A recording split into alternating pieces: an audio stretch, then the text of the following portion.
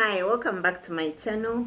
It's dedicated towards creating narcissistic abuse awareness and more so from a biblical standpoint. And I'll also be discussing other general life issues. I've been looking at the major types of narcissistic abuse. The very first one I spoke about was the grandiose narcissist. Well, today I'll be looking at the second one, and that is the vulnerable narcissist. You may hear other terms such as the introverted, the closet, or the fragile narcissist. All these people here bear the 9 traits of narcissism: the grandiosity, the insatiable need for attention, adulation, affirmation. They are envious, and they believe others are envious of them. They are arrogant, they are manipulative, the exploitative, the entitled, you name it. Now for the fragile narcissist or the vulnerable narcissist, they'll do everything the grandiose narcissist does, except that theirs is hidden. You will barely notice it. People who have lived with them are the ones who discover after even 30 or 40 years that they were living with the narcissist because of the hidden nature of their abuse. Living with a vulnerable narcissist is like the proverbial frog in the simmering pot. You keep adjusting. Slowly, you just keep adjusting. You adjust until you are cooked through. The temperatures are so high that you can't go out. They leave you for the grave and blame you for every abuse that you have subjected them to by getting into the grave. Their tactics are so concealed that if you came out and told people the abuse you're going through, trust me, everyone will doubt you. Everyone will think you have gone cuckoos. And the worst part is that during this time, they have been planting seeds of doubt among these people about your mental state. They keep telling them there's something wrong with you. You're behaving in a certain way. And the whole time in public, they are acting the opposite of how they treat you at home. So for sure, by the time you come out to tell people, people will be like, he warned us about you, or she warned us about you. Their major way of getting narcissistic supply is by playing victim. These people will sell you a sob story. While everyone was busy being given loaves of bread, for them they were given breadcrumbs. So you're like, sorry. They are the ones whose childhood was worse than anything you can imagine. They were thrown out, they were beaten to a pulp. They will describe a situation that your heart will go out to them. You'll want to help them. And they will continue that. They'll continue riding on it. At a given time when you're even trying to withdraw, they'll start guilt tripping you. You're the only one who understands me and knows me. You stood by me. Now you want to leave me. Guilt tripping. They are good at pulling that card. Just like the victimhood card they pull. The victim card they pull, they are equally as good as pulling the guilt trip card on you. Others are displaying the grandiosity, arrogance, which many interpret as confidence. For them, they are, everyone hates me. I do everything and no one appreciates me. For me, I've only done this course. It's just a mere one. You the encourager, you step in. No, it's also something good. It is something of value. At least you have done this. Remember, you used to do this. Now you're doing this. At least you've made great strides. That way you are propping them. That is how for them they seek supply. They always go around with pity party stories, looking for company. And remember, misery loves company. Much as they're looking for their kind, if they go to someone else who is complaining more than them, they are going to leave that person or the group.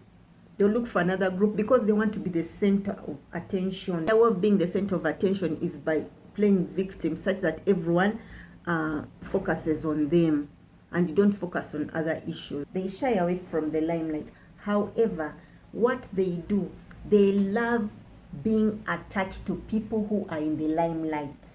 These are people who you find they are taking selfies with these superstars, or this pastor, or the other man of God or woman of God, depending. And then they post them. Then they get their contacts, and then as they are discussing, yes, I know so and so. I even have their number.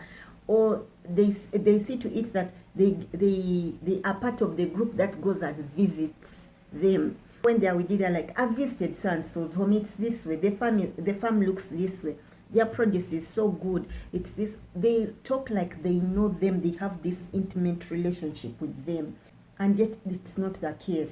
These people are socially awkward because they appear like they are shy, they are calm, they are reserved, cold, distant, so they are not really up in your face. They are the perfect description of the wolf in sheep's clothing, because when they're in public, they have this immaculate display of manners.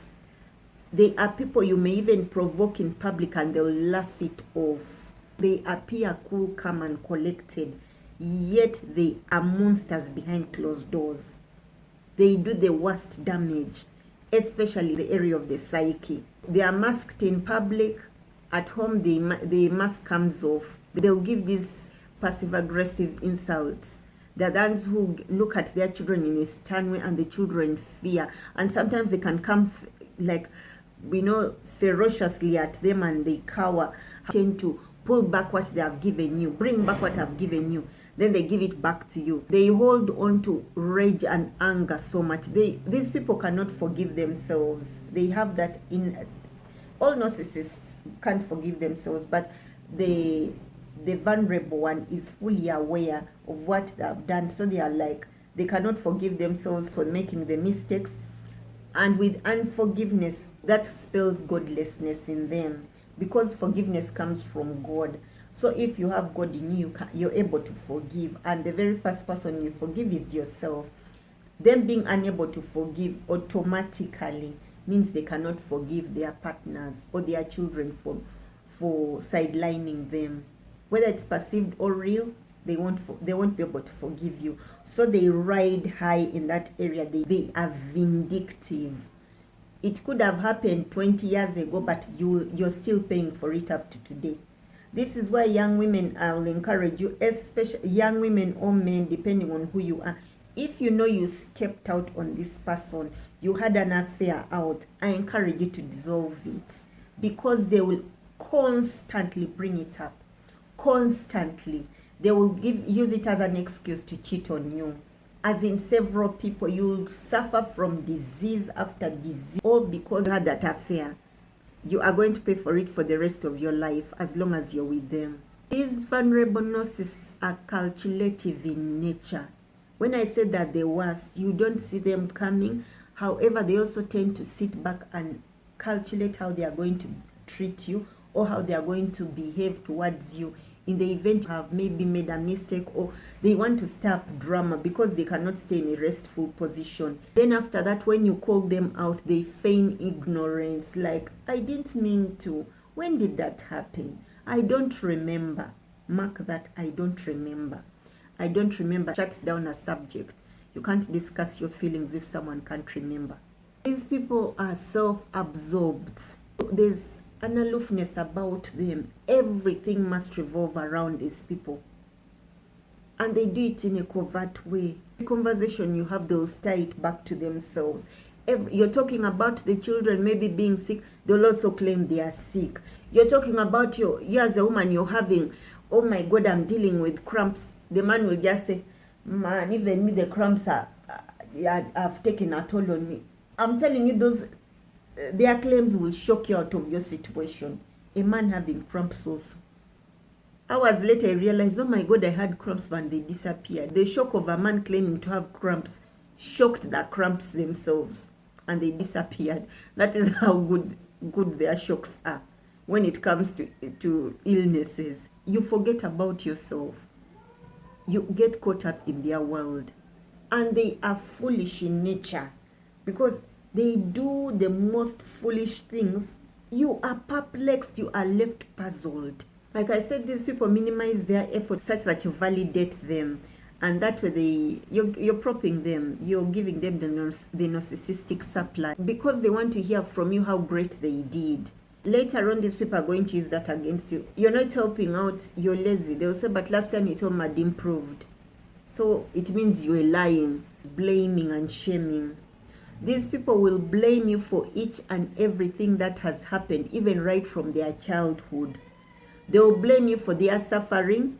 They'll blame you for their father leaving them or their mother. They are hypersensitive to criticism.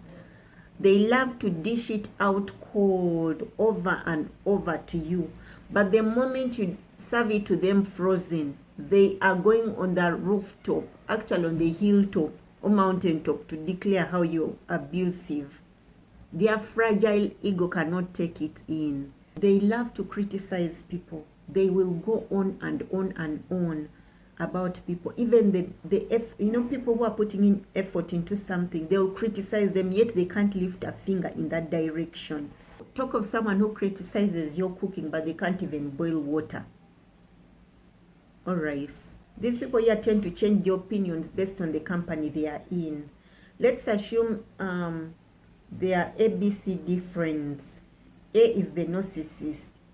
Once A is with B, they are discussing about D, and let's say B holds D in a high esteem. A and B will discuss how D is a great person, is helpful. They do their best to be available when needed. However, when A, the narcissist, meets C, and C doesn't like D, and is like, I hate D. D doesn't help me in any way. D was actually criticizing me for this. Guess what the narcissist will say? It's true. They start going at D. They'll have a party criticizing D. Then when it so happens that A, B, and C are together and they are talking about D, the narcissist will appear neutral and tries to downplay both sides, especially the critical one. Just leave the person. It almost appears like he's for, but at the same time will not acknowledge the positive angle of B. That's why if two different people met, they can be at each other's necks while the vulnerable is laid back. What is it? They are able to control the two, and they don't even realize it, that he or she is the one pulling the strings. This one here will always want you to be enmeshed to them. They must be in control. They will control your finances, when you go out, what you wear, things of that nature. But they do it in a very subtle way. They'll talk of how you keep seeing your friends for so many hours. You're ever with your friends, you're not spending time with the family. When you cut down on your time with your friends, and say your friends talk about it even in his presence, he will deny he ever told you anything like that.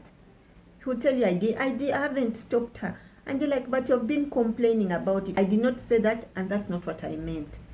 So you are left on your own, like, okay, now your friends are turning to you, okay, why were you giving us that excuse? And you're left confused. They are able to make you keep guessing. What does he think? What is he going to do? They are able to control you that way, as they seek glory and power, which they all love.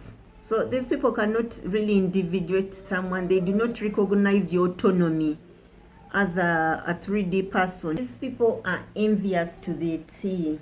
Of the traits amongst all the 9, the vulnerable narcissist reigns high in envy. They will always be envious of people who have got more than they have. They're the people, when they visit you and you have maybe a particular set of chairs, lo and behold, after a month or two, they also have similar chairs, but they are more expensive. You have a car, they will buy a bigger car. You have a house, they have the money, they will do that. Even if they don't have money, they're the people who go for loans to fit into a particular lifestyle they cannot afford. Talk of living beyond your means. Narcissists reign high. They imitate a lot. They copy a lot. They are copycats. They do it in such a way that you don't think they are envious of you, because they'll appreciate your item. They'll talk of how it's good and you think they are for you. But behind your back, they'll start criticizing maybe the legs of the car, the wheels is what I mean. They'll criticize maybe the house. They'll criticize the clothes. They'll criticize what you're talking about. They'll try to demean you and devalue your effort. And further still, these are the people who always want to show that they are doing more work than others. If you're a couple and you're both working, he's earning more than you, he'll keep talking about how he's doing a lot of work, and that's why he's earning more. These are the people who can leave a cup there and they'll complain how they are doing all the work by picking up the very cup they have used. While you are doing the rest of the work, Then after that, they call you lazy. And you can even start gaslighting yourself. And this is very common among homemakers. You're at home and the person downplays every effort you're making. You are the one who wakes up the kids, you're laying their beds, you're bathing them, you dress them up, you feed them, you clean the house, you after feeding them, you again clean the house, you have to clean them up, maybe they soiled themselves, you have to cook, you have to wash utensils, you have to get things out of, say, the machine and hang them, you have to clean up the fridge, you have to clean up the items, you have to unpack, you have to remove the plates from the dryer into their spot, you have to fold clothes, you have to iron clothes. It is continuous. And then someone comes and says you are doing nothing because you are not bringing tangible cash, while for them they are bringing the tangible cash. I want to encourage you that nothing can amount to how much a homemaker can get, because there is constant work. The person who is working in an office has a limited period from 8 to 5. You, the homemaker, you are going all round. And it's worse with the breastfeeding mothers. The entire night you're on this graveyard shift with the baby. You turn this way, the baby's onto you. Yeah, left, right, center. You're all over the place. You wake up, you have to attend to the baby. You're changing maybe the diaper. You're breastfeeding. After a while, breastfeeding. You have to take some drinks in. Then in the morning, you're rushing to make sure the other kids are in place, assuming you have no house help or extra hands. You are working all around, and the fool starts telling you that you're doing nothing. They are doing everything. Because you're not bringing in tangible cash, you can actually believe it. But I want to encourage you, especially homemakers, you are doing a great job. No amount of money can be paid to you to equate the amount of work you're doing. So kudos to you. One needs to be careful when they have these people for friends. These people will go over you just to prove a point that they are better than you. They are ever in this competition. They talk of how they are doing a lot of work, but these people can procrastinate until it is something beneficial. They are gearing themselves up big time.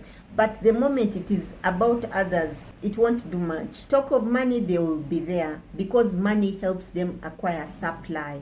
They get bored easily, and then they start creating drama, and then they tell you they hate drama as they gaslight you in the whole situation. They'll change their jobs because of the boredom. The vulnerable people nag big time.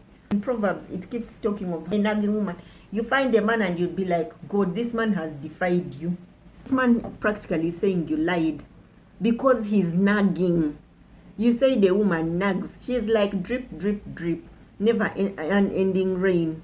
It's better for the man to live on the rooftop than in the same house with her. These are narcissists. The nagging just puts you off. Then after that they tell you, I hate drama. She keeps nagging me. He keeps nagging me. Yet the person nagging is the narcissist.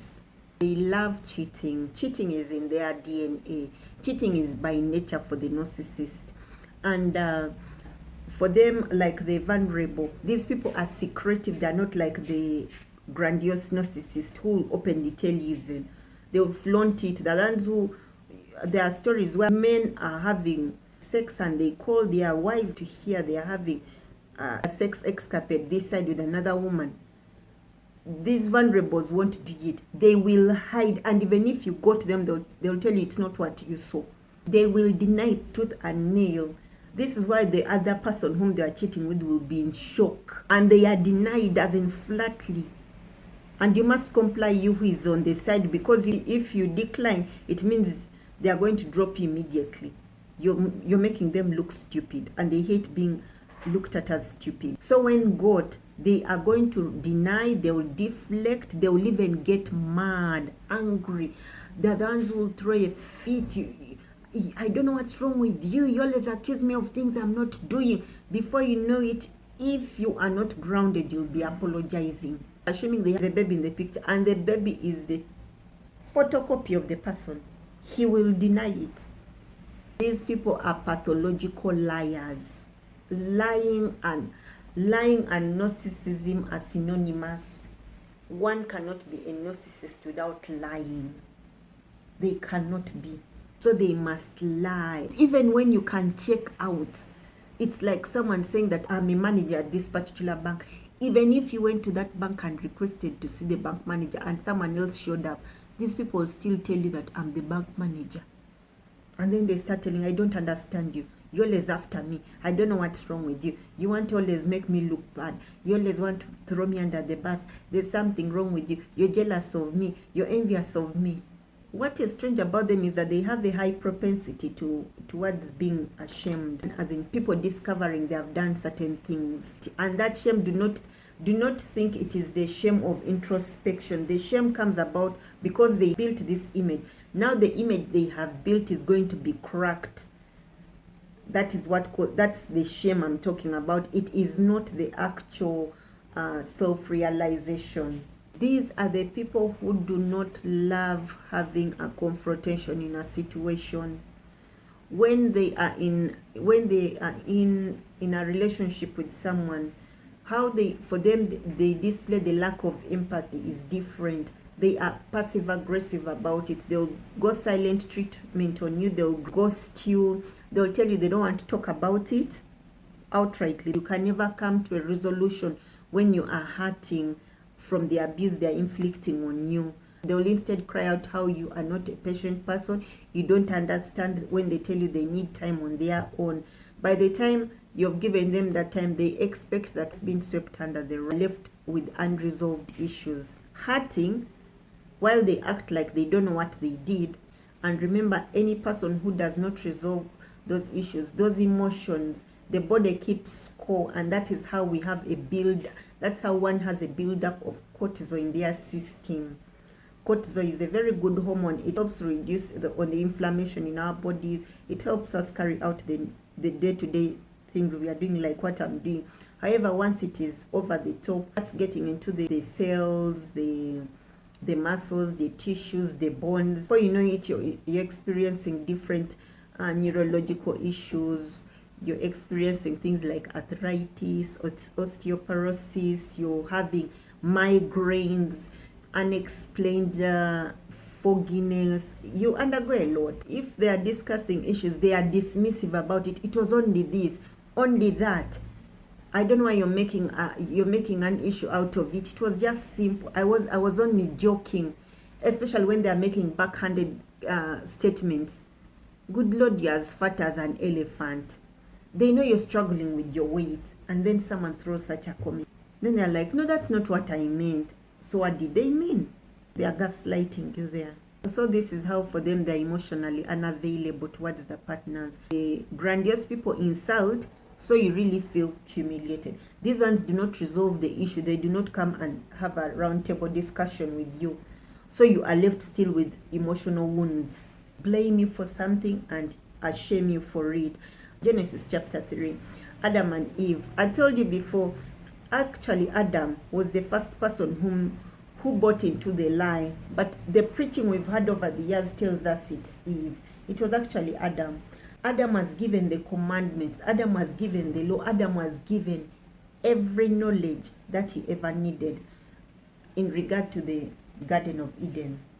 God told him, you can eat of every tree, but not the tree of the knowledge of good and evil. First and foremost, they were not supposed to be near that tree.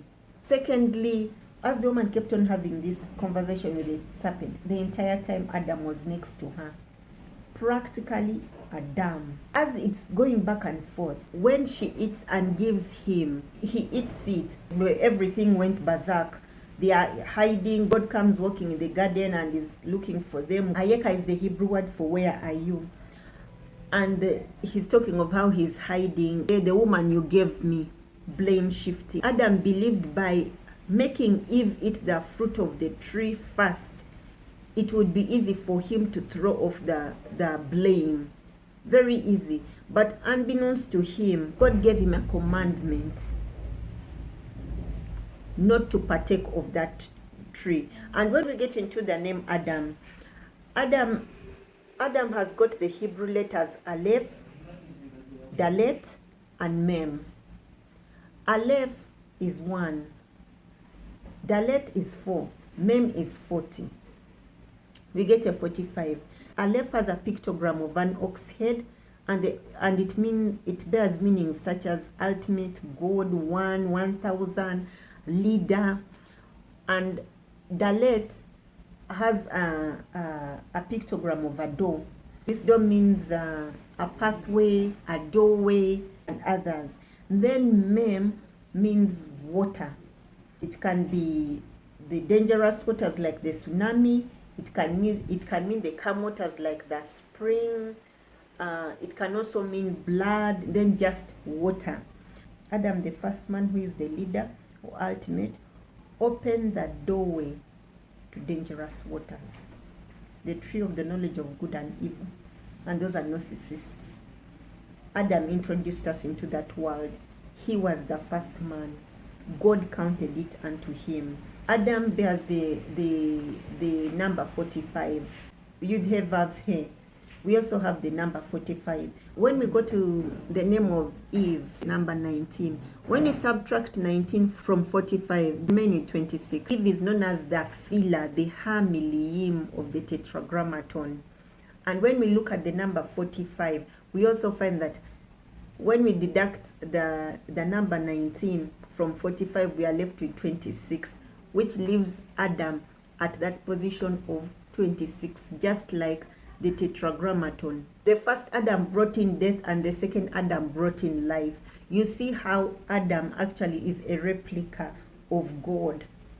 Sin came into the world through Adam because he held the key to opening up that door.